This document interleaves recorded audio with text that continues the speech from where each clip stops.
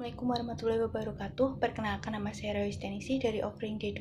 Di sini saya akan menjelaskan tentang ABK atau anak berkebutuhan khusus adalah anak yang mengalami keterbatasan atau keluarbiasaan dalam fisik, mental, sosial maupun emosional yang dapat mempengaruhi perkembangan anak tersebut. Dengan topik visual impairment atau keterbatasan pada indera penglihatan.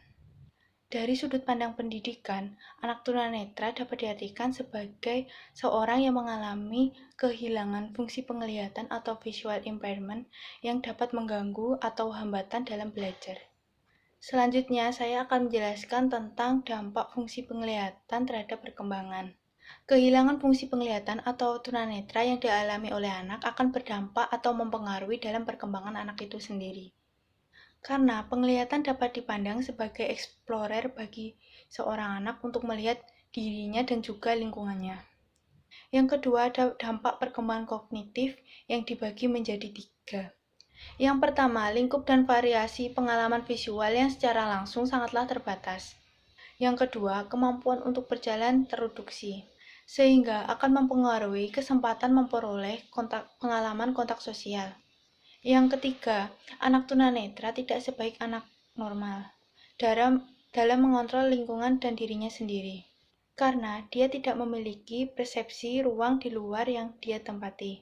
Selanjutnya, terkait dengan perkembangan kognitif, anak visual impairment kehilangan sensori dan persepsi penglihatan, sehingga semua informasi visual tidak dapat diperoleh. Padahal sebagian besar konsep yang dipahami berasal dari penglihatan. Yang ketiga, ada perkembangan komunikasi yang dibagi menjadi 3. Yang pertama, komunikasi antara orang tua dan anak tersebut. Visual impairment. Sebelum anak dapat bicara, setelah bayi lahir, anak tidak dapat menoleh.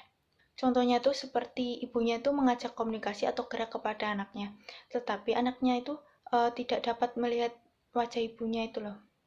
Dan orang tua tersebut akan merasa curiga, ada apa dengan anaknya, apakah anaknya mengalami gangguan pada penglihatan atau lain-lain. Sebagian orang tua akan merasakan bahwa berbicara dengan bayi visual impairment sangatlah berat. Apa yang harus dikatakan, apa harus berbicara secara terus-menerus, apa tidak sama sekali. Kalau menurut saya pribadi, orang tua itu harus mengajak komunikasi anaknya secara terus-menerus.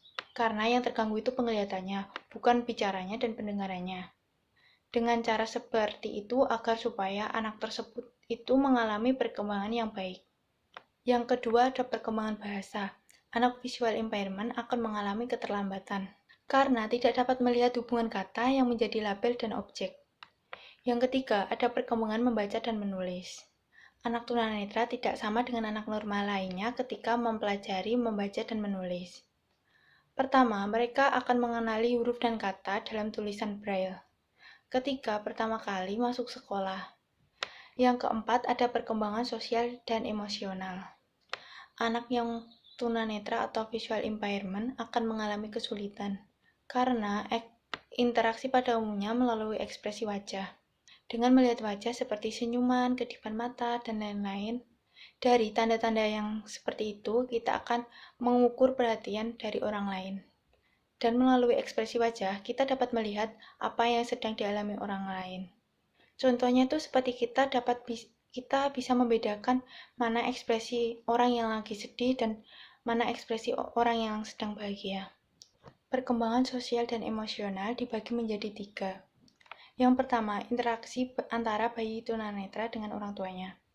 Orang tua akan merasa kesulitan karena tidak dapat melakukan kontak mata dengan anaknya. Yang kedua, interaksi dengan orang lain atau dengan temannya. Anak tunanetra tersebut kemungkinan kurang dapat bermain dengan teman sebayanya. Yang ketiga, perasaan anak tunanetra. Perasaan bahwa dirinya berbeda dengan orang lain akan timbul pada saat umur kira-kira 4-6 tahun. Ketika anak lain dapat melakukan tindakan dan sementara dirinya itu tidak dapat melakukan hal tersebut. Anak tunanetra tersebut juga butuh diajarkan keterampilan. Yang pertama keterampilan sensoris, yang kedua keterampilan gerak, yang ketiga keterampilan komunikasi, yang keempat keterampilan belajar dan dalam mengatur. Sekian penjelasan dari saya tentang visual impairment. Wassalamualaikum.